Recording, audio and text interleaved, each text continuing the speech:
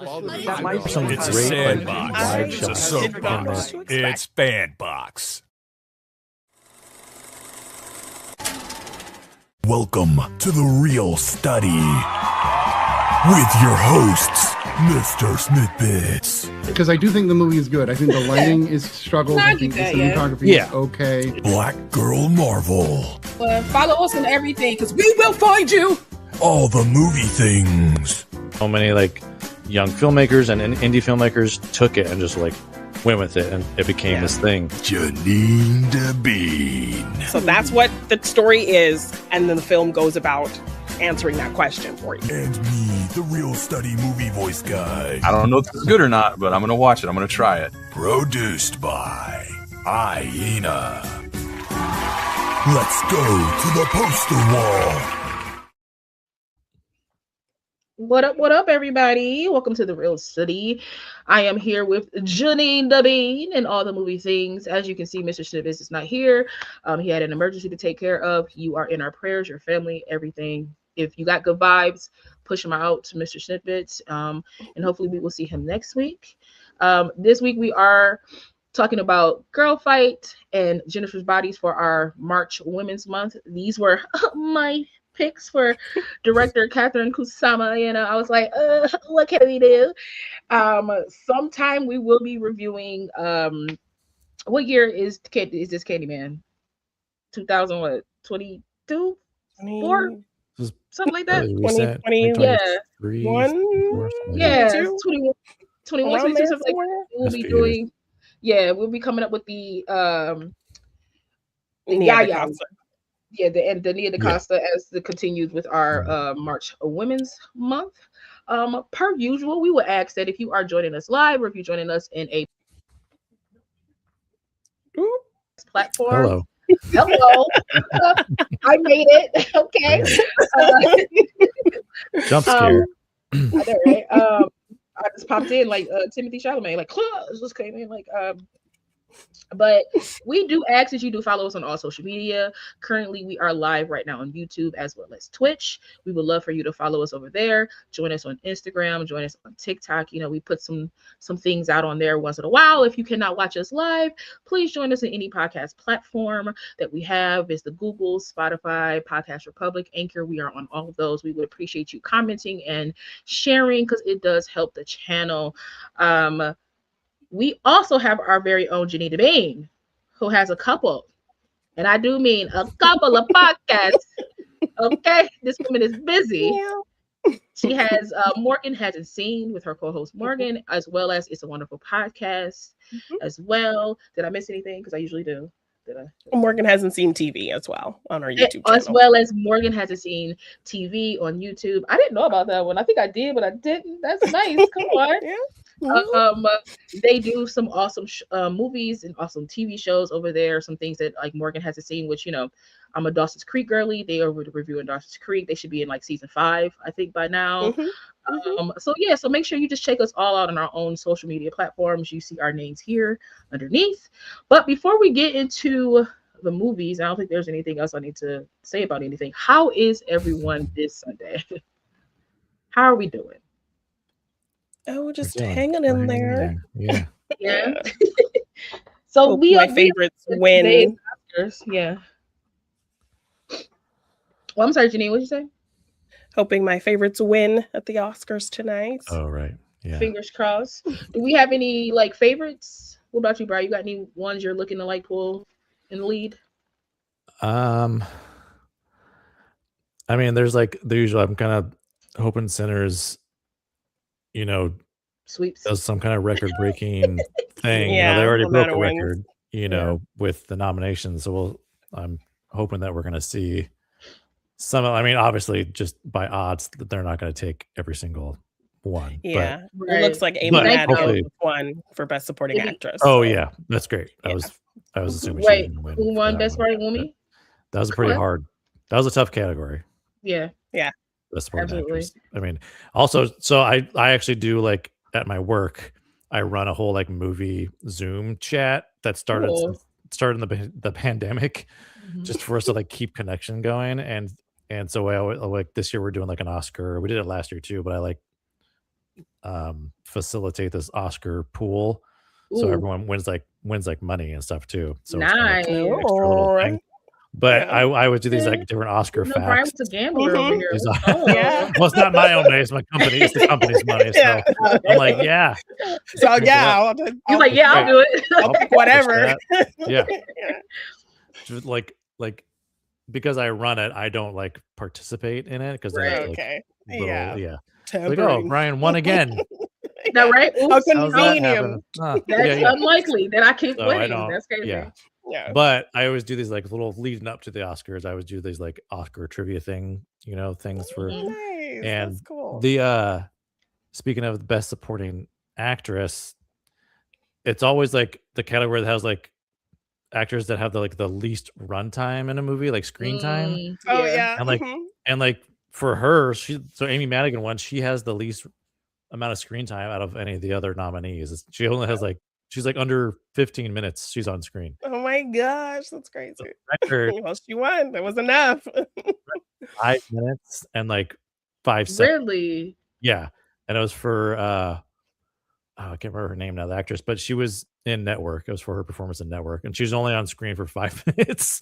Wow. That's crazy. Yeah.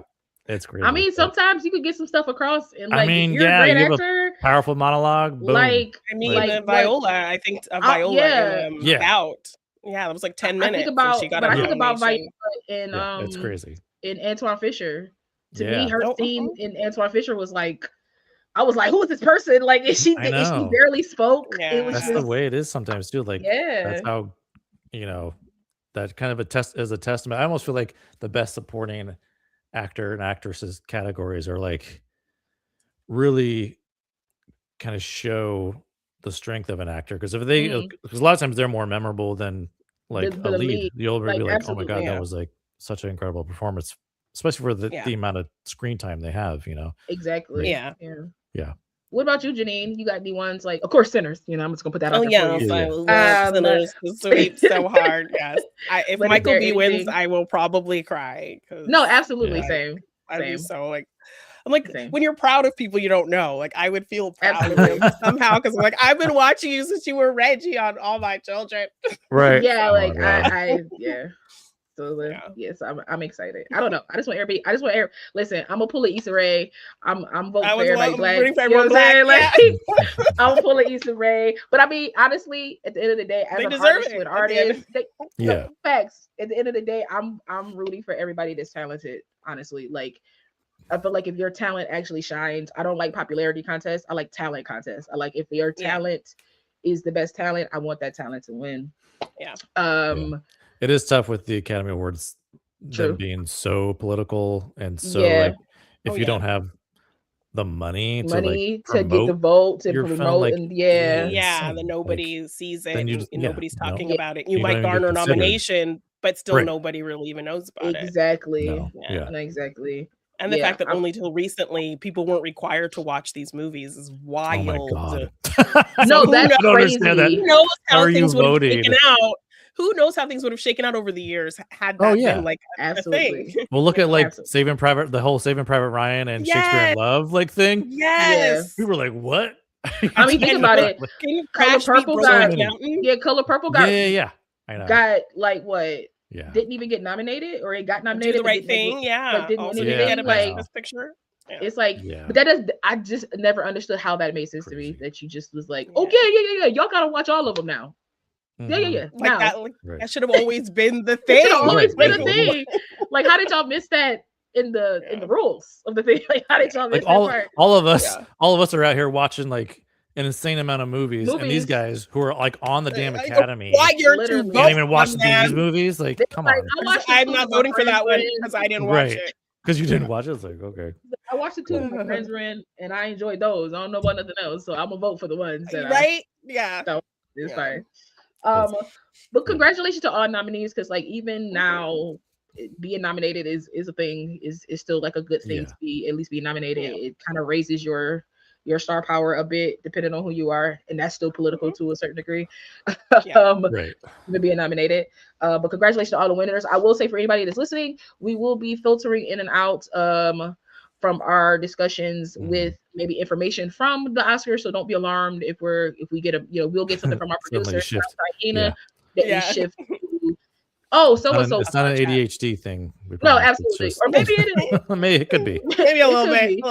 Maybe a little bit in there. But I just want to give everybody a heads up that if you do see the conversation kind of shift to something else, we are kind of monitoring the Oscars as well as wanting to be here with you guys. If nobody has anything else to add, I guess we can just get into the movies that we watched this week. If nobody has any objections. Sure. Sweet. Okay, so I guess we'll start with Girlfight. This is a 2000 film directed by Karyn Kusama, starring Michelle Rodriguez, Jamie Torelli, Paul Calderon, and Santiago Douglas. I believe this is the film that introduced Michelle Rodriguez to the masses. Janine, do you have any trivia? A little bit.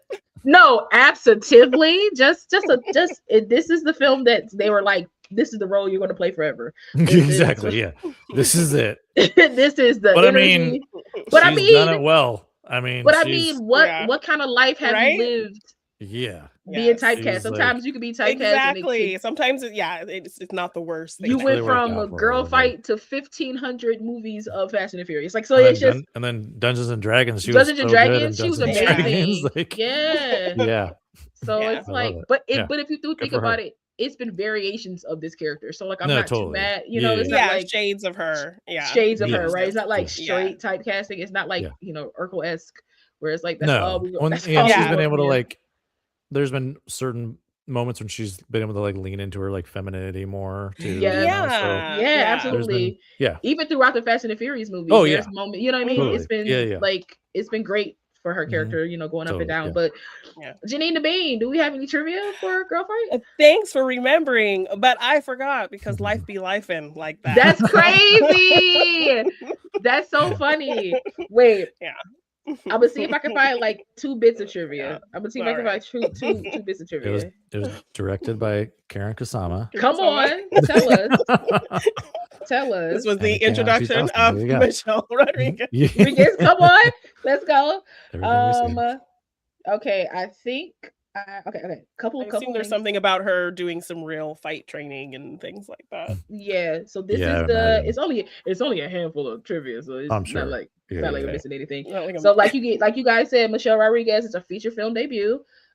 This is the debut of director Karyn Kusama as well. I feel like that's a bonding. You know what I mean? We're both debuting in this thing. Like I just feel like that's very cool. Yeah. They said that Michelle Rodriguez trained for 2 months before the 30-day shoot began. And she was chosen over 300 other women to be cast in the film. It was her first audition, like ever. Oh my God. I know, right? Isn't that crazy? Lucky break. Yeah. I know. I mean, some things are meant to be, so it was meant to be. After financing fell through shortly before the movie was set to begin shooting, of course, because why not? Because that's what always happens. Filmmaker, especially with like very indie films like this, it's absolutely because like the budget on this was like only $1 million. Yeah, like so, and I know that's crazy being like it's only $1 million, but like in terms of film, I mean, low budget is. The Green Room was like $5 million, right? You know so what I mean, and that's pretty low. Yeah, so it's. Yeah, anything below like 10 million, I feel like is still no, absolutely, it's still low budget. So after the financing fell through before shooting began, filmmaker John Salas, who Karyn was the director had worked for as an assistant, stepped forward and provided the funding for the entire film to make sure they got filmed. Wow. So that's just a couple of trivia bits for Girlfight. Y'all seen Girlfight before, right? Nope, this is my first time. Yes. We covered it from Morgan Hasn't Seen. I think we were doing a fighting series. So we did like Southpaw and some other things. Oh, that's cool. And this was one of them. And I couldn't find it streaming anywhere. So I ended up just buying it. So it's part of my physical media collection. Okay, cool. I'm about to hop all over the place for a minute. Because this is where we're at right now. This is just the lay of the land. Because I just popped in my head and I did want to hear about it. But Bride, you saw The Bride, right? Oh, right. Yeah. Yeah, can you tell us a bit about The Bride? Because somebody actually asked me today, was like, "Did you see The Bride?" And I was like, "It's on the docket." So it's like, so I wanted to know a bit about The Bride before we get back to Girlfight. Yeah. Okay. Cool. Okay. Cool. So Janine can absolutely bounce off of. Just, yeah. Yeah. We As per usual.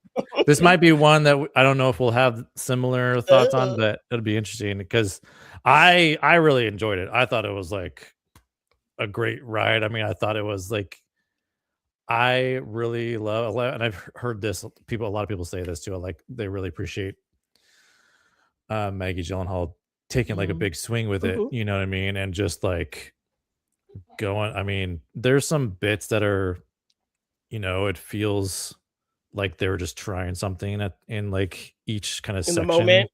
Yeah. But like, hey, let's try this. And then in post, they kind of try to like weave it together into and the stuff. story. Yeah. That didn't really like bug me though. Like, because the whole thing is just chaos. So why not make just the edit try chaos? something interesting. Why not exactly like chaos, I mean, it felt, there was some stuff that I wish there was more of in there. Like there was this whole like movement of women that the bride inspired, that are kind of this revolution happened because of and they all like create their own little blotch on their face and everything, that she has because like when she like gets reinvigorated and comes back to life, there's like this black kind of fluid that flows through her from that they use, and so it like spits out of her and she creates this like blotch, and it's kind of all over her too, but very cool. Also like it kind of looks like a unicorn. Some other people have mentioned that the shape of it looks like a little unicorn. I mean, Jessie Buckley like steals it for sure. She's phenomenal in this thing. I've been hearing great things about Jessie Buckley, and I don't think I've seen her in anything, if I'm being honest. Everything I've seen, I think the first thing I saw her in was Women Talking, and she's phenomenal in that as well. She has a smaller part in that, but and she was in The Lost Daughter. I've never seen it, but it was Maggie Gyllenhaal's first movie, and she got a lot of praise for that. Okay. And then of course Hamnet. Yeah, she's taking it home tonight for sure. Oh man. Yeah. I mean, I've seen like the percentages too of like you know, people think it's like 90% going to her. So but I really loved it. I thought it was I mean I thought it could use some, you know, massaging here and there and bits, but I like, it's just one of those things like we need to see more stuff like this, you know, like Christian Bale's great in it. And like the makeup is great in it. There's just so many good things in there. Like good to see Jake Gyllenhaal supporting his sister. You know? I think her husband as well in there. You know, I think I watched something where they were like, Jake, how do you feel about being directed by your sister? And he's like, she's my older sister. All my life. Right. Right. He's like, this is what I've been doing. He was like, it was no different than how we grew up. That's so funny. And I was like, oh, that's funny. So I will say they did kind of establish just real quick, just a breaking news for anybody that's not like watching us live. K-pop Demon Hunters did win best animated feature at the Oscars. Oh, wow. So congrats to them. It's well deserved. Like I've seen a lot of the it was really great. It's well deserved. That looks cool. Absolutely. I saw it on the big screen when they had it out for a while. Oh, nice. Oh, that's cool. I bet that was dope. The sing-along version. So I was there singing. The sing-along version, There's a number 2 coming. Supposedly Netflix is saying that there's more to come. So, and I'm here for it because a lot of people talked about that there were some gaps in there. Like, can we fill these gaps? And so, you know, I'm down for it. But what did you think of The Bride, JeannineDaBean? Same things that Brian took from it, I did as well. There's this element of Frank being obsessed with this actor played by Gyllenhaal, and I will say that element I wish we would have gotten more of, because kind of when they do come together, like nothing really comes of it. So that was a little bit of an issue for me. But for the most part, I really enjoyed a lot of it. I had seen The Bride of Frankenstein for the first time last year when they re-released it in theaters for spooky season. So it was fun to kind of see all the parallels of that film to this film. And I was really able to see her whole concept, because her idea was like, she was reminded about the Bride of Frankenstein film. She watched it and then realized that this character, it's like the title of the movie, but she's only in the movie for like 2 minutes and she has no lines of dialogue. So in her mind, it was this idea of like wanting to give this woman a voice. And so she crafted a whole movie around that concept. So I thought that was really cool. And then in The Bride of Frankenstein, the actress Elsa Lanchester plays Mary Shelley at the beginning and then kind of goes into telling the story of the Bride of Frankenstein. And she also plays the Bride of Frankenstein. Maggie Gyllenhaal did her kind of wild, crazy interpretation of that with Jessie Buckley playing both a version of Mary Shelley and the Bride. I love her kind of wild kind of version of what was in which is one of the things that like I loved about, which I kind of wish they would have kept going, because she kind of like loses that throughout, as the movie goes on. Yeah, she kind of the ghost kind of essence of Mary Shelley possesses her. She's like to going tell back the and story. forth between accents and everything. Like her accent is she's Irish. Two, she's like doing like a New York or Chicago kind of accent as the bride. And then Mary Shelley, she's doing like a Mary Shelley accent. So British, she's going like, all over the place. It's almost like a split personality in a lot of ways. Like, oh man, that's so pretty good. cool. Yeah. If that's the case, then I need Maggie Gyllenhaal to like hop on that, Dr. Jekyll, Mr. Hyde. You know what I mean? Maybe she can do something with that. Like if she, if it's as good as you guys are saying, I need to go tap into the movie theater. A lot of people have like made Joker comparisons, which I never understood. Like I was getting jokey more Folie à Deux because it's two like iconic characters kind of doing a Bonnie and Clyde type thing, but this was way better. And I think it's from like the same person who like wrote it or something or produced it or something. I was getting more of her being like Harley than anything. Like you know what I mean? Like she felt like Harley, especially when she was going back and forth between the accents and everything, and just kind of like she was crazy. I mean, I don't know. I wasn't getting a Joker. Yeah, y'all hyping this up for me to go tap it was in. good. I enjoyed it. It's crazy. It's bonkers. There's some big swings, but I think the film has fun with that. And it's like, it's trying to, and it's very much, if you should watch The Bride of Frankenstein as well, so you can kind of see her it's interesting to hear that. Like, okay. I love that. And Elsa Lanchester, I saw an interview from Elsa Lanchester talking about the idea of her playing both Mary Shelley and the monster, in that it was kind of this concept of us all having this monster inside of us. And so and Mary Shelley having that in her, and that's how she was able to kind of craft the story of Frankenstein in the first place. So in kind of thinking about that as well, and seeing, Maggie Gyllenhaal's almost deranged kind of wild, monstrous version of Mary Shelley, all of that was kind of playing in my mind. That she really paid attention to those things that she saw kind of underlying in the original film. So I love that. Cool. I didn't know that's very cool. Well, thanks for the. So I threw some trivia somewhere. There you go. Yeah.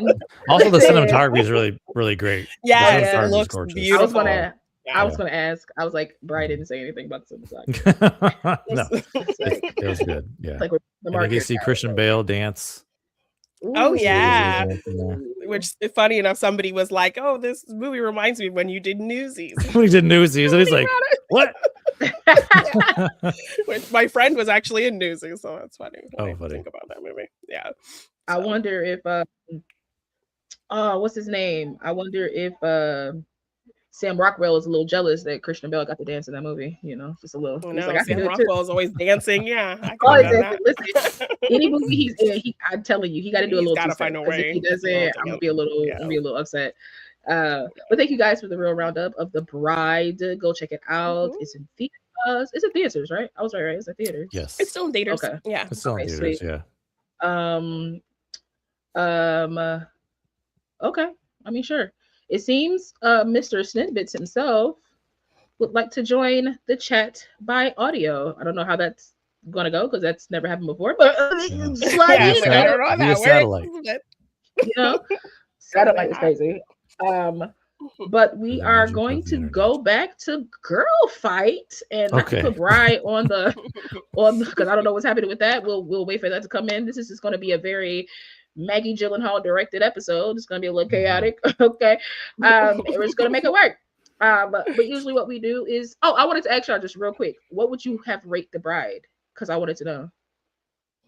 out of I think 10. I gave it like 3.5 out of 5. On Letterboxd. Is what I did. So. Okay. Did you? Okay. So did I. Yeah. Oh my gosh. Who's surprised? Not me. Nope. Nobody should be surprised. Twinsies. I'm gonna make a movie based on you guys. But very cool. Well, since All the Movie Things has not seen Girlfight before, please give us your initial take on Girlfight. All right.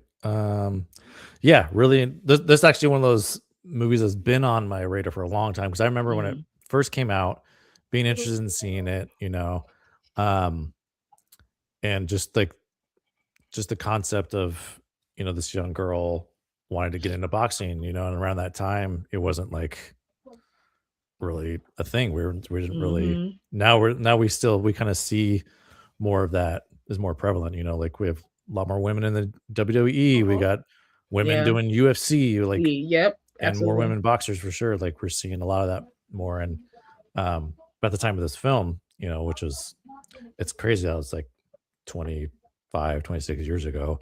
And she was like 20, 22 or something like that when this came out. And so it was always on my radar. I just never got around to like finally checking it out. I've been a fan of Michelle Rodriguez's for a while. We're kind of just talked about her playing the same kind of character. So it's fun to see like, her like in this original version, like, this is the foundation. The blueprint of character. Exactly. and I love what they're doing here too. There's a lot of like, I was really paying attention to like, I knew it was a super indie film, and it felt like one of those films too, where it's like a lot of the people that are in the movie are like real people. Like they had to kind of like work around that, like it looked like there's one scene where they go to like an actual kind of like sanctioned match, right?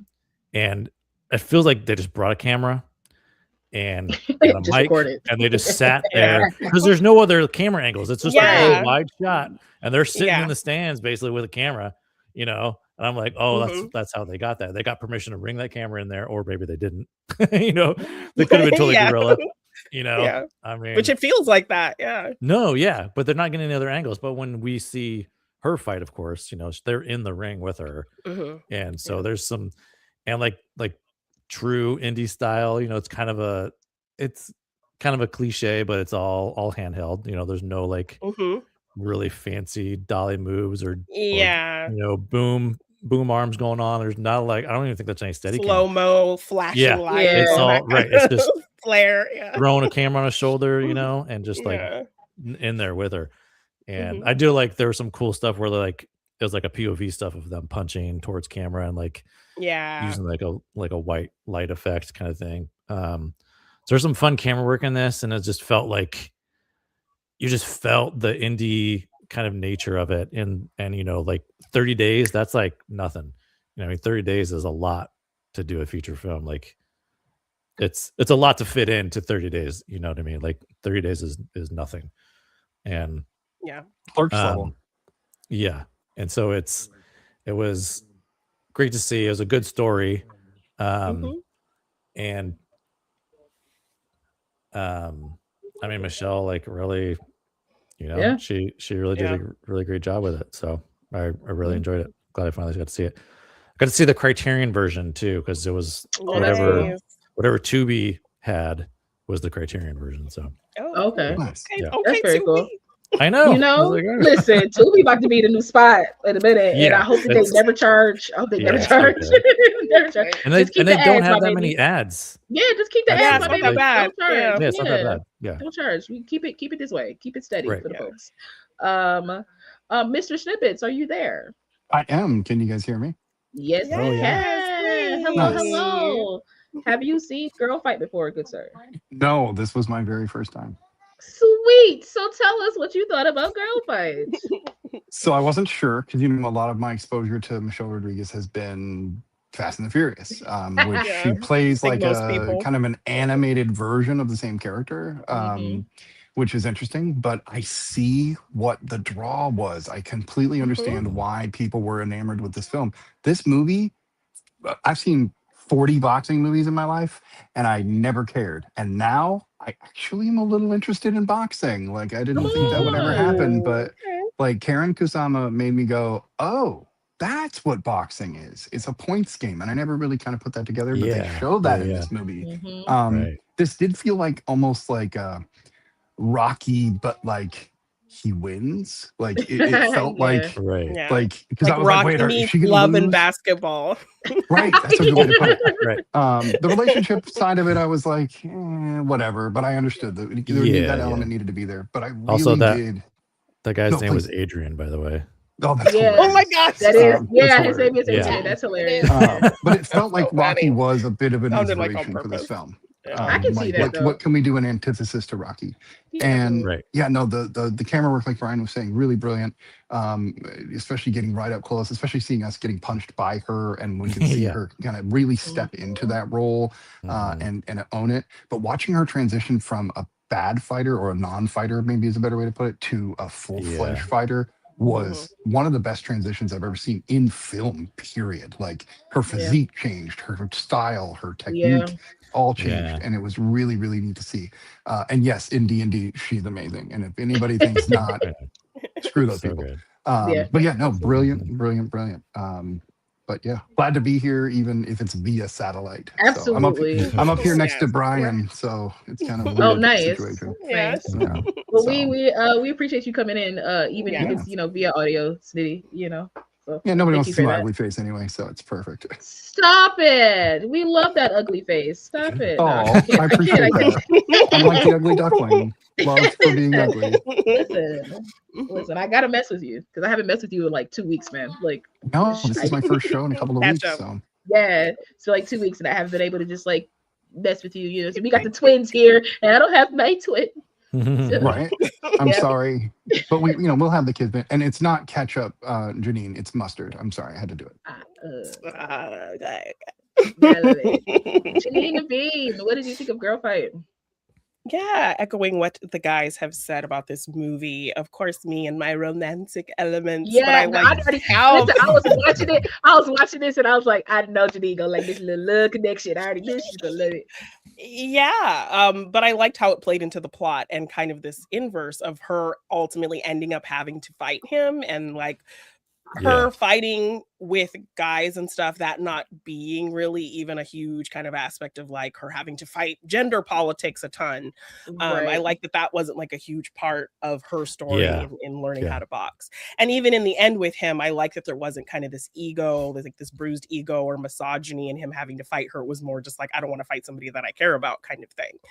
So that's why I appreciated kind of the love story aspect, the fact that it didn't go there, and it could have easily gone there. Because even in Love and Basketball, there's a point where Omar Epps' character does have a bit of ego and has this jealous kind of thing. And I don't think Adrian ever really shows that. So I liked that aspect of it as well. But yeah, just seeing how she grows as a fighter. I think, we talked about the typecasting a little bit, but I feel like this is the most vulnerable we've seen her, and which is interesting considering this is like her first anything.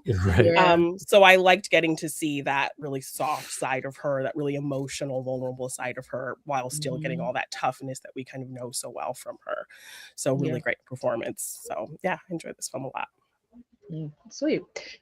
For me personally, I picked this film because I couldn't find another. No, I'm saying I picked this film because I genuinely like this film. I kind of like resonate with this film as being like a tomboy growing up, not really knowing how I fit like physically in my body as a girl. Like I just didn't know how I was supposed to move and be because I grew up around boys. And so, but then I watched this movie. Mind you, I was like learning throughout my years, but like this movie really hit for me because I was like, oh, I could just be myself. Like that's what I loved about the Diana character throughout this film, is that she's just genuinely herself. This is who I am, like take it or leave it type of thing. Now there are moments where she has to like soft those edges, but that's like everybody, right? That's just growing up and learning. You know what I'm saying? She's in high school. And then you learn about her background of her mom committing suicide, possibly due to her father beating her, being abusive towards her mother. So that's another aspect. That scene with her dad was that scene with her dad was crazy. insane. It was crazy, but it was like it was needed. You know, what I mean? It was right. Like, it was like needed. Kind of rooting for her. I was like, no, for sure. Like she I was almost intimidated. Like, listen, he almost passed out. He almost passed out in that scene until the brother came in and was like, "Hey, can you please stop? Like, please stop. Like, let's not do this." But her kind of like going against the wall and being like, you look through me, you know. But now all of a sudden, like I'm on your radar. It's like you don't get to do that. You don't get to be this person now. When I've essentially had to raise myself and finally hold him accountable with her fists. No, literally, because that's all he knows, right? That's kind of how he speaks. So like, and intimidates her in that way. Yeah. She spoke his language, and so like I did really like that scene. I like you guys said, I just loved her journey as a character. Like she doesn't, because usually sometimes it's like the lead kind of takes a huge turn, they learn this big lesson and they become this thing, and it's like she didn't really have like a big lesson to learn. She just had to kind of like learn how to channel all this passion, all this anger that she has because of how she's been like raised and grew up, and her mom, into a focal point in which she can release that and then like be like genuinely her true self. And so I think I enjoyed that journey for her. I love the boxing stuff because like I took a boxing class and I was like, that ain't easy. And I was just taking the class. So I was like, ooh wee. But yeah, like it's a strategy game. It's not the typical type of fighting. It's much more strategy. Yeah, and it's like, and I love that he's like, I love her coach. I think the relationship between her and her coach was the father-daughter relationship she's been needing or looking for this entire time. And I was like happy that she had that surrogate. And it seemed like because he didn't see his kids, that he kind of looked at her as a surrogate as well. So that connection was a pretty cool connection. I love that her and Adrian kind of that's immediately the first thing I thought of. I'm like, oh, I see what you guys did there. Okay. Right, like you're not or a non right, like I clocked it immediately. You guys are clever. I like that. Like Janine said, I like T, this is a love story that I can get down with, Janine. Like I'm joining you on the love train. Yeah, right. I can get down on this one because it didn't overshadow the movie. It made sense to me in the film, right? It gave more impact to that final fight. Absolutely. And it wasn't happily ever after, which is typical. Yeah. No, absolutely. Which I like. You could tell that like in the future they're going to still butt heads a little bit and have like their issues and things, but like you could see their connection. You could see why they connected, and like to me, it informed the story and it made sense. It wasn't just something like it's a guy and a girl, make them kiss, like you know, like like they kind of there was a purpose there. Yeah, there was a purpose, and I enjoyed that. I kind of just wish, like, because I know this is about Michelle Rodriguez's character. I know this is about the Diana character, but you have her brother in there. I would have liked maybe like a little bit more of the brother kind of like stepping out into his artistic side just a little bit more. I know they show little bits of it, but I would have just liked a little that would have taken 40 days to shoot the movie. Wow. They didn't have those 10 days. You feel me? Like no, they didn't. They only had 30, which is crazy what they achieved in like 30 days. And even with the hiccups with like the money and everything like that, I still think they did a very beautiful film.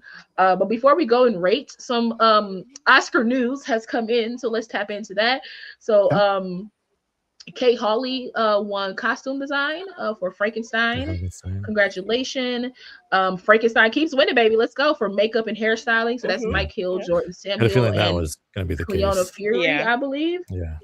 Yeah. So that's very cool. Which I haven't seen Frankenstein, but I've seen like pictures. I've seen the makeup. I've seen the designs and stuff like that. Great. Like, I'm not even mad at that. That's I mean, it's Guillermo del Toro. Like, absolutely my favorite. Watch it. I won't be to lean into fantasy. I won't be surprised if they win production design too. No, absolutely. I mean, and that's another like Frankenstein thing that I need to watch. That's on my docket to watch. This is kind of like, it's kind of like I was kind of not comparing, but like when Elvis came out, a good companion was Priscilla. So there's Frankenstein. I think a good companion is the bride. Right. So I think it's a good. I think that's cool. Gotta watch them both. Yeah. It'd been dope if they came out at the same time. We could have had like another like Barbenheimer type of release time. Yeah, that'd have been pretty cool. But Guillermo del Toro is one of my favorite directors of all time because he does the sci-fi monstery, and I love that stuff. So like, he's one of my favorites.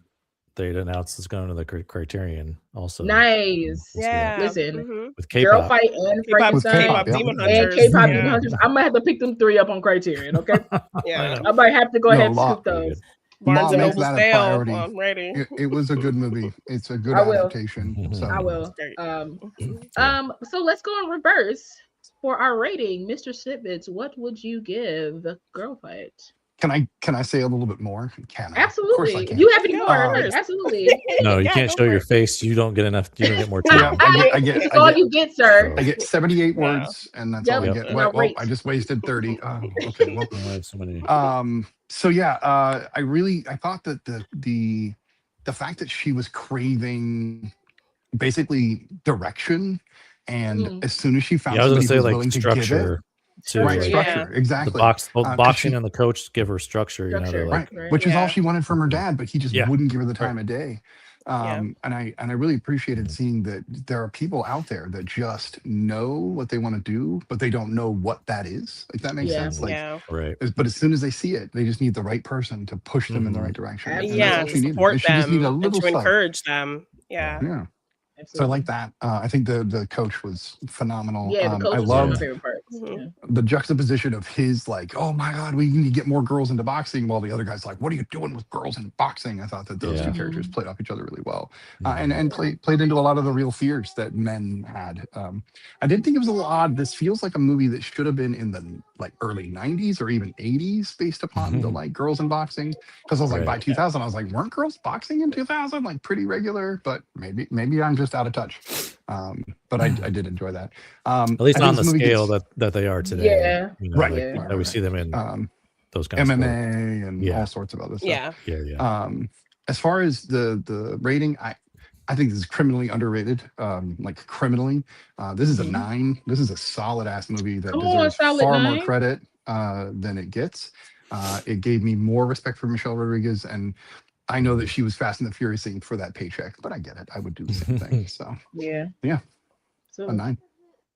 Sweet, thank you. Just a little boxing trivia, I guess. The fact that this movie came out in 2000, Layla Ali began her, which is Muhammad Ali's daughter, began her professional career of boxing in 1999. Yeah, and she was 21, and so like I feel like it was on the rise, and I think this movie probably shed like a good light on that. Yeah, on that. Well, and like they probably would have shot this film in 1999. Yeah, absolutely. Absolutely. So, and just to throw her out there, because it is Women's Month, Layla Ali is she has a perfect record, 24-0 with 21 knockouts. That's when I throw that in. Shout out to Layla Ali for that. JeannineDaBean. I give this movie an 8.5. Nice, beautiful. All the movie things. Same thing. 2 guesses, but you only need 1. Same thing. Same thing. The same thing. 8.5. 1. Same thing, I guess. Not to try to make myself a triplet, okay. I too will give this film an 8.5, but it's like a very solid 8.5. Like I think that like not a loose one. Yeah. You know, we don't do. There's no 0. There's no 1. You know? There's no 0. There's no 1. It's a solid 8.5. But yeah, that's awesome. We are going to move on to our next film in our saga of Women's Month. It's Jennifer's Body. Came out in 2009. Again, directed by Karyn Kusama, starring Megan Fox, Amanda Seyfried, Adam Brody, and Johnny Simmons. I'm pretty sure everybody's seen Jennifer's Body, correct? Yeah. This is my first time. What? Okay. That has shocked me. Not me picking 2 movies that Brian has not seen. He's seen like 16,000 movies. So you feel me? Checking the boxes for Brian. All right. Yes. Listen, this is our third Karyn Kusama film, by the way. She did The Invitation as well. Yeah. Oh, nice. Yep, she did. I don't think I was here for that one, so I think I need to go watch. Oh, go watch that. Yeah, I think. Okay, I'll go do it now. I'll leave the podcast. And Go now. Don't wait. I'll leave the podcast and I'll go watch it right now. And I'm assuming that there's no trivia there, JeannineDaBean. No, sorry. Although I do know that there was a lot of pushback, of course, because of how this movie was sold to be this like girl on girl kind of thing and play up Megan Fox's sex appeal. But Karyn and what's her name? Diablo Cody. Yes, had to do a lot of pushback to tell them to not market the film this way. So yeah, that was like an uphill battle for them. But they still did. They were like, cool. We're still gonna do it. Yeah, and that's why it didn't do well, because people were going to this movie thinking, "Ooh, sexy ladies," and then not. Like, it's also kind of gross because like they're in high school. Yeah. Right. Yeah. Like, what are you doing? No, absolutely. Just a couple of things. Megan Fox has said that this is her favorite film that she's done. In 2004, Diablo Cody was like, "Yeah, I want to do a sequel, but if somebody got $1 billion to bring my stuff come to life, I would love for somebody to come and finance this." So like I'm assuming that maybe she has an idea, but nobody's willing to finance the film, and that kind of sucks. And despite like initial reviews and it being like, you know, like a mixed review, like a reception, this film has become a cult classic. It's it's one of those films that I believe is like very high on like people like this, like a feminist like movement type of film. Yeah, if you become a Halloween costume, you are in the right place. Yeah, and it seemed like it garnered an unofficial musical in 2018. So there's an unofficial Jennifer's Body musical out there somewhere. What's up, Snitty? Here, I got a couple pieces if you want, just because I was looking and I have one just off the top of my head. What is it? Shoulder. What is the name of the band? Low Shoulder. Low Shoulder is a real band that gets credit on the soundtrack, but is not some a of the real band members, because it was just the band members that got together to make the song, and the actors played it. So they exist but don't exist simultaneously. It's almost like a Muppets version of a song. Or that's very Huntrix from K-pop Demon Hunters. Yeah, you know, that's right. Yeah. The other guys in the band were the guys of the band who made the song, and then just Adam Brewery was there. Yeah, and this is the only song they ever made together. They didn't really do anything ever again, so this is the only time that band existed. Emma Stone was considered as needy at one point. That could have been interesting. I just watched what is it? The one where her and Ruffalo what is that called? What is it? Emma Stone. It's Poor Things. Poor Things. Thank you. That just would not come to me. That not everybody should watch that movie. Anyway, I digress. That is a weird movie. I love You're a ghost man. Yeah. I heard it was weird. I still want to see it. There's so much stuff. Yes. Yeah. No, I enjoyed it. Yeah. I love that movie. Really? It's like modern Gilliam, Terry Gilliam, basically, but like in a new person doing lots of sexy things in there. So almost too much. But I mean, again, it's kind of like Frankenstein. It's a Frankenstein story. Yeah. Essentially, Yeah. So, but in a really more twisted way. They could get like a little, you know what? You could watch something, get a little bit of inspiration, and create something brand new. You know, that's totally. I love stuff like that. But breaking Oscar news. Oh yeah, please. One battle after another wins Best Achievement in Casting. Casting. Interesting. Interesting award. Yeah. I didn't see that one coming. Yeah, and I think this is. It is a great cast. For Oscars, I believe. This is like they just introduced this is the first one. Yeah. Did they Stunts is coming in 2028, I think. Yeah. Which is crazy does that to award me go to the too. casting director? Why does that take so long to incorporate? Right? Just do it. Like, I don't get it. Stunts have been around since the dawn of time. Why wouldn't you give and it's not even for the props? performer, it's for the stunt, like Right. Exactly. Yeah, it's for for putting the stunt the together. person that's The stunt actually coordinator, like putting their life coordinating the stunt, and not the person. Not the person who's Yeah. actually could die doing doing it. Right. Like, what are we doing? Like, that should have already been a category. But but hey, what can I say? Look at the movies that had great stunts.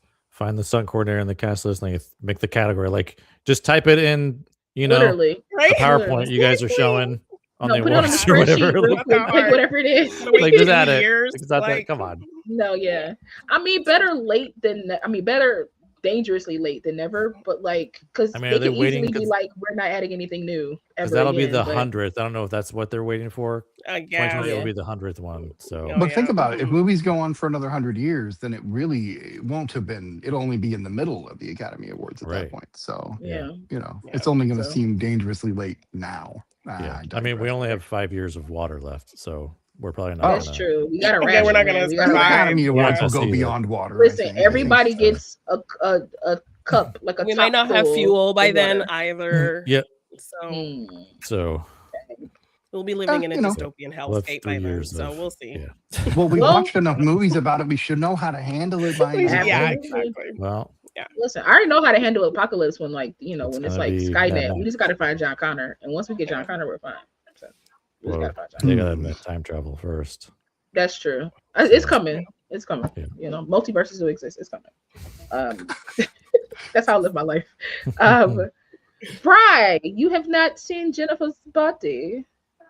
I have not, and I hadn't seen the movie either until. Haha, hey. I got you all the time. Yeah. What did you think of Jennifer's Body? The movie and the film? Yes. Okay. Well, up to us, maybe. I can keep that pun going. Absolutely. Just like Jennifer's Body, it keeps going. Yes. No. Yeah, this is a fun one. I don't really. I see why there's a following. I probably I didn't go see it when it first came out. Obviously, I don't know exactly. Remember why? It could have been marketing. It could have been word of mouth kind of stuff.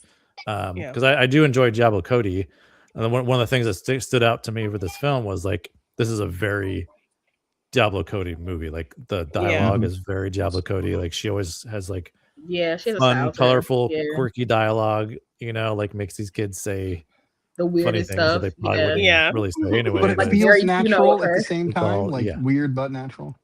Yeah. It's reminiscent to me of not to bring his name up, but to bring his name up in this context. It's like Josh Whedon for Buffy. The terminology and the slang that he put in the movie and the TV show. It was like, people don't speak like this, but now we do. But within the world of this film, this movie, just kind of go with it. Go with it. Kind of does that, and like Juno was was a lot like that. Yeah. And all of Diablo Cody's other stuff. And she was a producer on this one too, I believe. Yeah. So that was fun to see that, and get that funny quirkiness from her. Yeah, and I love it's just this little small town, it I mean, some of it's outrageous, the whole bar sets on fire. Yeah, it's just the only spot in town for people to do stuff. Goes away, and then there's the 9/11 shot. Oh my god, yeah. Oh, but you have to drink it really fast, or it's gonna turn brown. She's like, oh, the second tower is not all the way full, or that's good writing. It's good writing. Yeah. Well, 8 years after, we were trying to get light about it. I think at that exactly. Point, we were fine. Yeah. But no,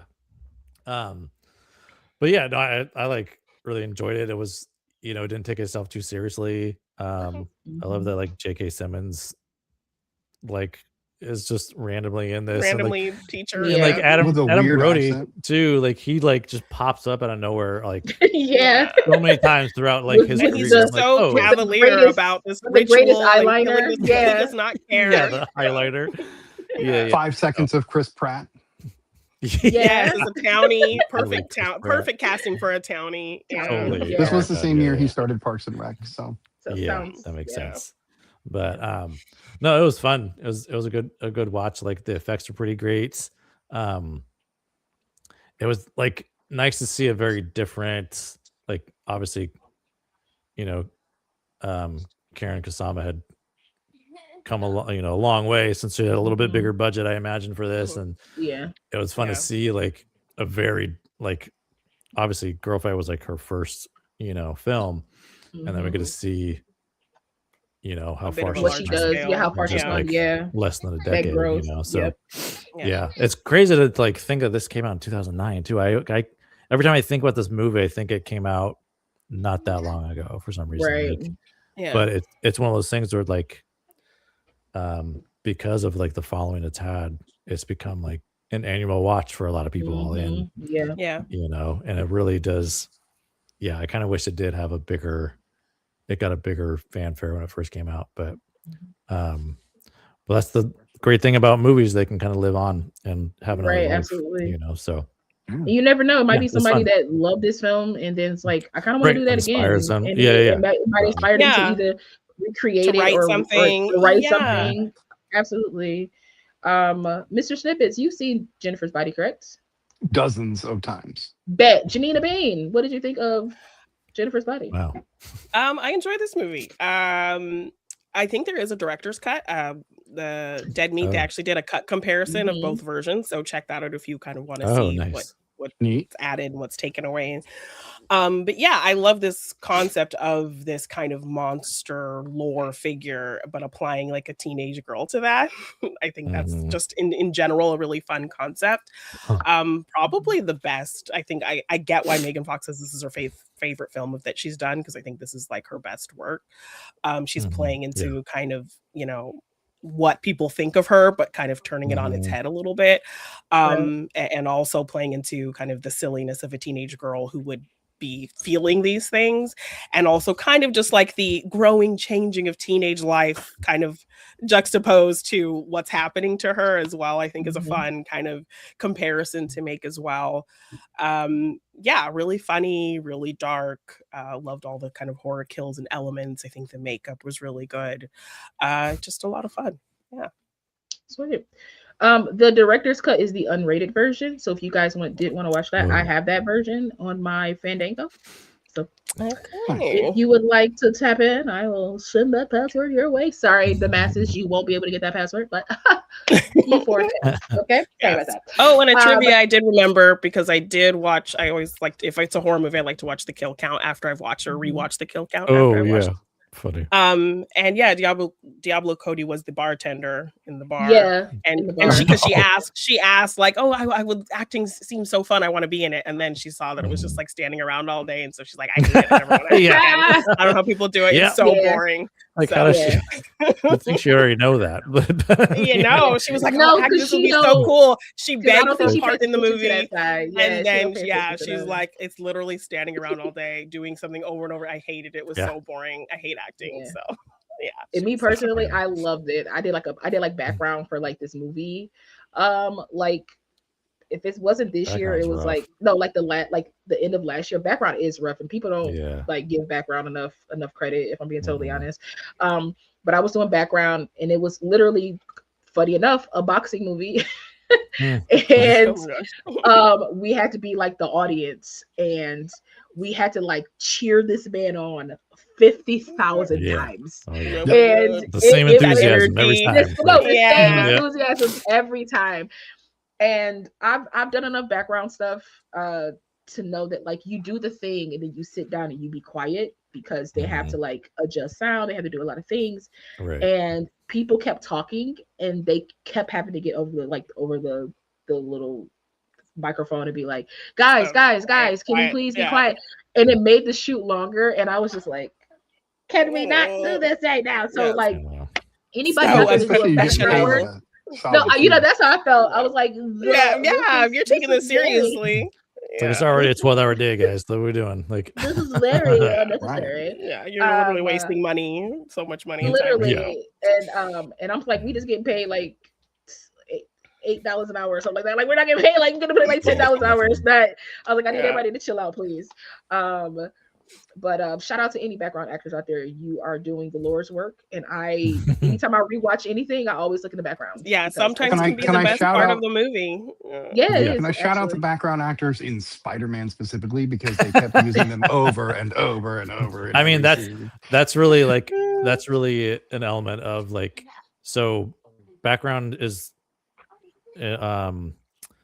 who's in charge of background is usually like a PA. So there's usually some background PA, and they got to like kind of just work with whatever they're like, they're just trying to like get people through, especially when it's like a moving background situation. Like you're kind of just like releasing them, and then there's another PA that has like catch them basically. So it's all the PAs aren't really paying attention to that. No. So that's what happens is like that's how you get that scenario, But so a good continuity director would gather the PAs and be like, "Look, okay, can you not get the guy with the green jacket maybe, but also for a ninth time?" Also, it could be like it's also in the edit too. Like if like there is a take where that background actor wasn't going through there. It seems like Sam likes to do that. There's probably a funny thing where like, hey, no, let's include this background actor. Let's save because he's always joking a little and everything. Yeah. It's pretty good though. I love it. Okay. Sure. Breaking news: 2 people exchanging saliva wins live action short film. It's a tie. It's a tie. The singers wins live action short film as well as 2 people exchanging saliva. How can you have a tie? That's happened before. Yeah. I'm assuming because it's a short film and they're like 17 to 20 minutes of a film. Like it's and like 9 people, 10 people. It's like watched it, it's like you could be it could be a tie because here's my thing. Y'all need to tie some of these best actors sometimes because it's hard to I know, right? Because it's too hard to judge. It's like or best director. Like I mean, all of them actually. If you're gonna do it for short film, you should be able to do it for all of them. More likely to be like best picture because there's so many. Nominees. Absolutely. The odds would be higher that there would be a tie for 2 of those. Absolutely. Agree. They're doing best supporting actor right now. Ooh, nice. Well, we be getting. We will take. Do me a favor. Delroy. Do me a favor, Mr. Stibbit. Sean might get it though. But Sean doesn't care. He doesn't care, and he has one already. And he has one already. He doesn't care. He did do a phenomenal job. But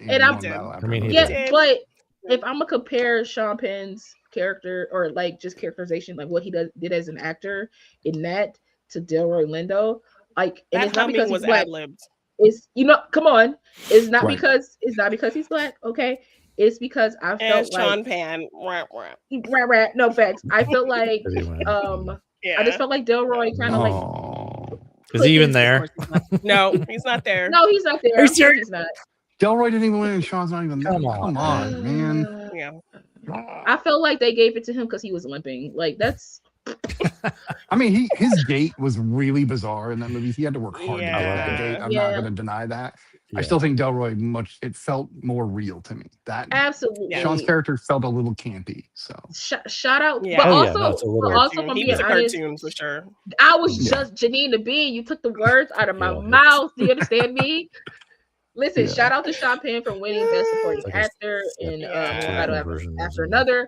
But his character, even though I did like his character, because when we did our review, I did talk his character up. I enjoyed because I like the choices he made as an actor. Because like sometimes you got to make those choices, right? I thoroughly enjoyed them, but he did kind of come off like cartoonish, like just like he needed some like colorful birds around him, or like he was a little Elmer Fudd. There was an Elmer Fudd element to it. Yeah, I mean the whole film is kind of satirical. Yeah, in a way. Very true.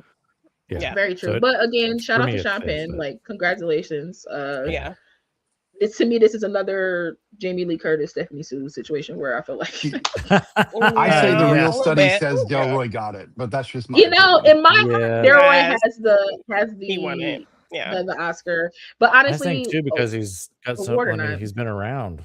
I know. Like so next year they're gonna give him an honorary Oscar next. That's what they did to Angela. The next year they gave her an honorary Oscar, which is so to me like a low-key slap in the face. But it's would you know who the first black person to get an honorary Oscar was? The man who played Uncle Remus in Song of the South. So wow. Trivia. Okay, come on, trivia. Listen, you make it up for trivia in a whole different ways. I'm trying. Make it up for that. I know stuff about movies. I know stuff about movies. Well, as Mr. Schnibbis is muted right now, I will give my review of Jennifer's Body. I like this film. I truly like this film. Damn it! Should I just say I love this film? Maybe I'll just say I love it. Okay. If you do, I love this film. I love this film. I find it fun. I find it like a little campy at times, which to me is never. It's not always a bad thing, especially with the world that like Diablo created. You know, so like I don't mind a little bit of camp. Like I think Bri brought this up about like the nonchalant way that Adam Brody's character just like took her out to the woods for a little ritual, little sacrifice. I know. Yeah. Like, let's gonna sacrifice. I love how he's like interrupted too. Like he has this like random thought. Yeah, and you think of it for a split second. Is he really gonna just do this and not care? Like, yeah, and he does it. He does it. Yeah. He's just. But I love I also love the trope got kind of like flipped on his head in a bit, because usually when we see like, you know, women getting sacrificed, is like the virgin getting sacrificed, and in this one it was like she wasn't, and it took a turn. You just assumed, and it took a turn. So I actually like that little bit of like mythology lore type thing, because that comes straight from like back in the day of like, you know, like sacrificing virgins and things like that. Like kind of taking that and flipping it was is a fun little thing. The fact that she turned into a succubus, I knew immediately because I watched Charmed, and I knew what a succubus was because of Charmed. And I was like, she eating men. I was like, that's the succubus there. I was like, ding ding. So like, I love that like little bit of my knowledge kind of came in, and I kind of figured out before Needy even said anything, like even researched it herself. Can I say we all need a friend like Needy? You know, let me just say the fact that she still avenged her even after everything. Absolutely. She still like, avenges her. Yeah. I will say I do like because you know it's always a trope of like, oh, the beautiful girl has like the nerdy friend and nobody understands why they're friends. But they, even though like we don't really get deep into their friendship, it still seems like it's a genuine friendship. It doesn't feel like we're just trying to fill a trope thing. They feel like genuine friends. Yeah, exactly. And obviously Needy got a little infatuated with Jennifer there, which, you know, we get it. It's Megan Fox. And then just making Needy have a boyfriend as well, so it's not like so it's not like her being nerdy. It makes her this like loser who can't get a boyfriend or something. Yeah, exactly. Yeah. And I liked their relationship too. Fits. Yeah, the boyfriend fits. They're cute. Like the boyfriend fits very well. I was so sad when Chip died. I was very young Neil. No, young Neil, yes. Young Neil. Young Neil. You knocked the highlights out of her hair. You punched the highlights out of her hair. Listen, that's like a vocal stem for me. I always quote that just randomly throughout my day. But I mean, I thought this was fun. I love a movie that's like not afraid to get bloody, not afraid to get like a little gross. You know what I mean? I was singing that Low Shoulder song for quite some time after watching this movie for the first time. Like that, dreams. Like it was just in my head, and then you find out that she's an idiot.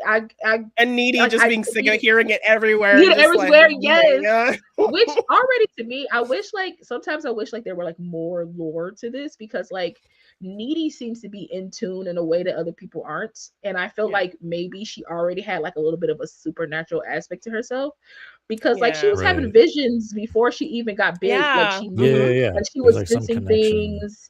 Like, and she was like the only person who didn't care for that song. Like the whole world was like enamored by this song, and she was the only one that was like, "Ain't nobody, y'all not tired of hearing this? Like, it's like, why are we still listening to this?" Exactly. So like, she already, and honestly, making her the heroine when you would think it would be Jennifer, or you know what I mean, it would be like the Megan Fox character. Again, another trope that they kind of like slid in like underneath, which I think was like really, really cool, because like, I mean, nerds can save the day as well. You know, we see Green Room, you know, nerds can kind of try to save the day. And I like that it's funny. I like that it can get a little serious at times, or, you know, or like when she stabs her at the end and she's like, "You bitch." Like, you know, she's like, yeah. Like, and it's like just the random things like J.K. Simmons has like a mechanical arm for like no reason. Like, no reason at all. That glorious curly wig, like oh my god, like, yeah. Also, he's like the only teacher. Yes. For some reason, like he's the only teacher we ever see. Like, it's like that school only has one teacher in the JK. Yeah, teacher bouncing to every class. He makes all the announcements. Like, he does all the things. It's just a fun film. I feel like it's a film that doesn't take itself seriously. We need more films like that still make sense. I'm not saying you can't take yourself seriously and that makes sense. It's a film that, like, from start to finish, has a very thought out plot. The characters have arcs. And it doesn't take itself too seriously, and I think that's a thing that Diablo Cody does really well. It is. It is, and I feel like Diablo Cody does that really well because I think she like wrote and produced Weeds, like the TV show Weeds, and that show was like very like quirky and funny and but had very dramatic and serious parts, but it can flip to being like, you know, her writing is like very nuanced and like very interesting writing she does. But I thoroughly enjoyed Jennifer's Body. I don't know what people say about Megan Fox. Say whatever you want to say about her. When I see her in certain things, I thoroughly enjoy her as an actress. I think that I think she leans into everything that she does, no matter like what it is. And she puts her all into it. Amanda Seyfried, like, what I'm gonna say about her? The girl's great. Like the moment it takes a really good actress to play dumb, and for her to play dumb in Mean Girls, I was like, she can do anything. I was like, the sky's the limit for Amanda, like, because watch her in that and watch her in this, and like you're already getting like a taste of her range. Exactly. And then go watch The Housemaid, you know, not for that other person, but for, you know, for Mamma Mia. Mamma Mia. You can see her like singing. That's a whole different like color to her too, and that. So like she's been like, her career's been great. I really love her in Ted too. I'm kidding. Sir. I'm kidding. Yes. I'm sorry. No, Sir. I love her as the weather girl in Mean Girls. Remember, you have limited things. Oh, limited you know, he has limited words. Words. Thank you, Brian. Thank you, Brian. Keep him in line, man. Yeah. No, we got this is like that Eddie Murphy movie, right? 1,000 words. You just oh my god, we don't speak about that was the era in which bringing up the worst of the worst. You feel me? Like we don't speak Pluto about Nash and but now that Pluto Nash, stop it, please. What planet are you from? I'm so sorry. I'll stop. You're killing me, Smalls. I need you not to do this. But since Mr. Snippets is back via satellite, fancy sir.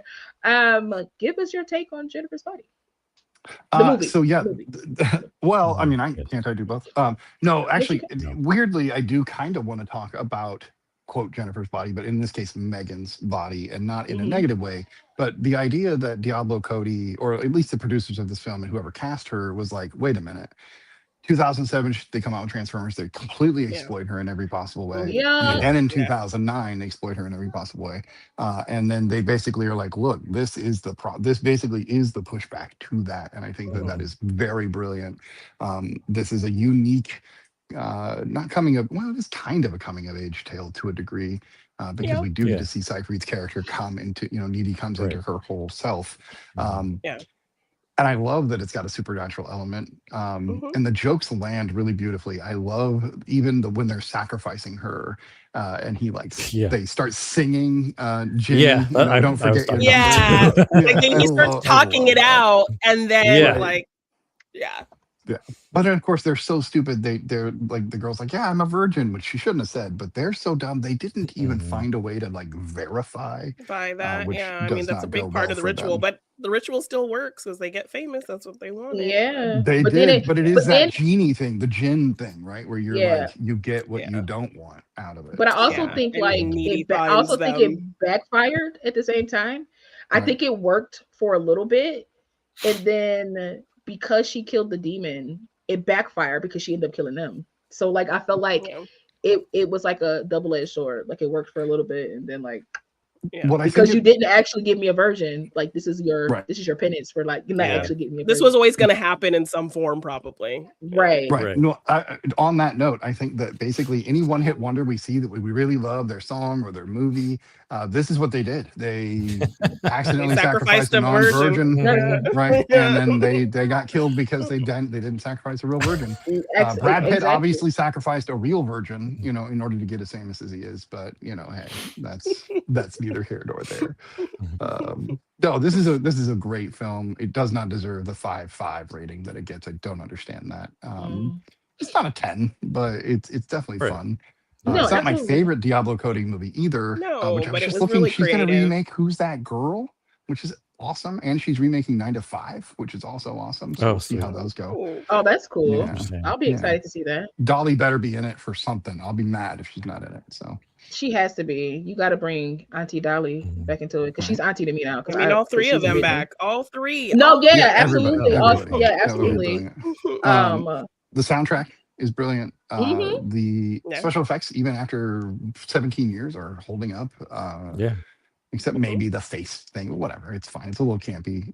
This movie does feel like it should have been in the 90s because of the way the camp aspect of it. The camp, the dialogue, and the kind of the really downtroddenness of the high school, and how people were like, "Oh, you guys are still depressed. Let's get over that." Like that kind of attitude stuff was very 90s. The quick turnarounds, on trauma. Apparently, they use Hershey syrup for all of her super like black blood moments. Okay. So hey, at least it wasn't terrible to if you get it on your face, it wasn't gross to taste. So not Evil Dead style. But yeah, no, great film. Sweet. Oscar news. One Battle After Another wins Best Adapted Screenplay. That makes sense. So our producer Hannah is like, "Hey, Sinners will win Best Original." Best Original. Let's hope. That's what I'm feeling since y'all gave the adapted to. Oh, I'm sorry. That's what Bryce said. I apologize. I pulled the taking it from somebody else and giving it to somebody else. I apologize, good sir. That's one of my biggest pet peeves because it gets done to me a lot. So it's one of my biggest pet peeves. So like, I don't want to do that to anybody else. Yeah. How do you care for a peeve? I don't know how you would purge defeat it. it. You say it out loud and then it goes away. Oh, so you're snuffing off peeves. Okay, I got exactly. Yeah. I'm more so euthanizing my pee. So that was such a great line. Wow, that was amazing. I do. I do comedy from time to time. Every now and again. I love how Brian was just like, "Well, that was me." Excuse me. Actually, something like remember, I do an Oscar pool. Okay, don't mess with. Yeah, he's like, "That was me." Honestly, Brian, I was thinking about this when you were talking about your Oscar original screenplay. I was like, you should get 10%. You should get 10%, like off the cut. Like you should get 10%, like off the cut, because you're running it. You know what I'm saying? You can't put your own votes in. I feel like you should get 10% off the cut. And then everything else goes to the winner or gets dispersed between first, second, third. But I think you should get 10. I'm just saying. Oh, so he's the house in this case, and he just gets a little. Absolutely, he should just get a little. He should get to pocket a little something. Sinners did win Best Original Screenplay, as they should. And Iron Man and Captain America presented the awards. Oh, nice. Oh, that's awesome. Wait. Which Captain America? Chris Evans. Okay. So Steve Rogers. Say Steve Rogers. Steve Rogers in Iron Man. Yes. But actually, Steve Rogers in Doom, because both of them dead. Like that's true. So it's actually Doom. So, dead? Spoiler alert. Iron Man is dead. I'm sorry, sir. Iron Man is dead. Iron Man is dead. Very out of it to not know that. Yeah. He's dead and gone. I think we all gave our ratings. I mean, not our ratings, but we all gave our thoughts of Jennifer's Body. Yes. Is there anything else that anybody thought of about Jennifer? You want to relay? The scene with the animals still creeps me out every time. I thought that was pretty funny. It's great, but I'm still like, why are these animals wanting to watch? What is this? It doesn't make sense. Yeah. Well, curiosity. All animals. It really didn't like. I just was like, that's what this movie is. Like it's just a war fairy tale princess moment. Right there, I accept what it is. Exactly. A warped Snow White moment. Does the devil's butthole under the waterfall show up somewhere in another movie? Like, is Thor? That would be a fun thing to throw into another movie where it just exists in canon somewhere else. Yeah, right. And all the stuff kind of comes out of it all of a sudden out of nowhere, and you just in the background. What's funny? There's actually here in Oregon, and Snitty, you might have heard of this too. off the coast. I think it's the southern Oregon coast or somewhere in the middle. But there's a place called Thor's Well. Thor's Well, yeah. Very much kind of looks like that in what's in this movie. Yeah, and it's very dangerous. You should look it up. Yeah, it's super cool looking. I've always wanted to go and photograph it, but like it's dangerous because like a lot of photographers try to get as close as possible to it, and they get like sucked in. No, and Brian, don't get sucked weird. I know. It's the way the ocean hits the coastline. It creates this vortex. This weird, like really cool kind of vortex. Don't let me go. I'm gonna be like, Thor, take cool. me. I'm just gonna. I know. It's and they call it Thor as well. So take me, Thor. Take to Valhalla. Take me, please. Take me, Thor. Love it. Take me from this direction. I guess in Ragnarok, it's the devil's anus. Yeah, that's right. That's right. Still, yeah, and like, wait, so there we go. It's already there. So that's where the devil's butthole lets out. Is in, it comes out on Sakaar. Sakaar, yeah, that's where it goes. There is trivia about that waterfall. Like supposedly, like it does, like it because it seems to like have disappeared like in the movie, but it does come out somewhere else and then filters back into that same thing. Into so that, it's like a thing that kind of comes back around. Like that, like that waterfall exists, but that like vortex thing does not. Yeah, it does not exist. Yeah. That part's CGI, you guys. That part was added. That's the fantasy element. Yeah, that part was added to the film. So let's see. I guess it's supposed to be set in like the Midwest, like in Minnesota or something, but it was all shot in Vancouver. As they always are. Which is funny though too, because like there was like a scene where they opened the fridge, and I guess Dairy Gold milk is what all across regional? the country, but Dairy Gold is a very like Northwest thing, specific thing. So, which makes me think it's probably because they shot it in Canada. Probably. So like, I imagine that's So I don't know if Dairy Gold is ever. Do you guys have Dairy Gold? I've never bought Dairy Gold milk in my life. That's at every market I go. I always see the cute little cartons, but I never. Like in movies, but I don't know. Yeah. So that was the thing that stood out to me. Dairy is like, supposed to be set. Dairy is a very, very used suffix or prefix here in Oregon. Like Dairy Mart, Dairy Gold. We have a lot of dairy things over here. Not because we have a lot of cows, though. I don't get it. So I just looked it up because I'm that person. So it says like while traditionally a Pacific Northwest brand, it is. I guess it's a Fit milk line. Like Fit is like capitalized. I guess it means something. So it's been sold in over like 265 like Meijer stores across the Midwest. So Michigan, Ohio, Indiana, Kentucky, Illinois, Wisconsin. So like, so it's like the Midwest. Gotcha. So it's because that popped out to me with me like, wait, I see Dairy Gold's because we literally have like Dairy Gold dairy farms in Oregon. Right. Oh, that's cool. And in Washington, that's where they're at. So hey everybody, welcome to the Dairy Study. That's honestly, that could be a sub channel, and we talk about the. We do tend to incorporate a lot of Oregon facts on the show, just because Cindy and I are here in Oregon. Some people are a little biased because we're very much in Oregon. We love Oregon, and we will never stop loving. Look at that cup. Give me that cup. My water cup with. Give me that cup. I know that. Ship it to me. I want that cup. That's a good cup. But let's get into our ratings of Jennifer's body because we did not do that. I didn't remember. All the movie things. What do you give Jennifer's body? And the movie. He's trying to see if Janine will just say it. I'm trying to like. Honestly, let's do a thing. Ooh, do it at the same time. Exactly. That's exactly what I was gonna do. That's exactly what I was gonna do, Smitty. This is why we're twinsies. This is why we're twinsies. Let's have some fun. So on the count of three, once I say three, you guys just come out with your numbers. Okay. Pressure. All right. Wait. Pushing down. Just me and Janine. When she says go, just you and Janine. When she says the word go. No. When I count to three. So when I get to three, you guys after that. You just say your number, all right? Lock in, twins. This is gonna be great. Just shoot it out. Just shoot it out. Just shoot it out. First time on the Real Study. Here we go. I know you both might have a moment where you're like, "Oh, the person's talking. Let me stop." Don't do that. Just go. Okay. Just shoot it out. Okay. All right. 1, 2, 3. 7.5. Oh, Wow. wow. Okay. Okay, you guys got to go play match game or something. Like, you guys got to figure something out. Okay. Like, Okay. that was wild. Okay. Wait, did you both say 7.5? No. They She said said both 7.5. No, I said Oh, I thought 7.5. you said- He said Yeah. 8.5. Okay, I heard the Yeah. 0.5s. Okay, Yeah, that's not bad though. We're only like I know. a point off, Still. you guys. Like, I'm still giving you twin status. It's not lost. It's still there. You're fraternal twins now. You know what I mean?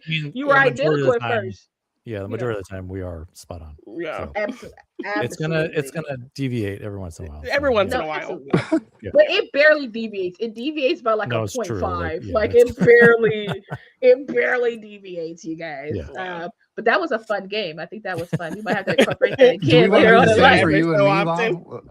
We'll see how far Yeah. off you and I are. Yeah. Yeah. JeannineDaBean, give us a countdown. Okay. 3, 2, 1. 8. Yeah.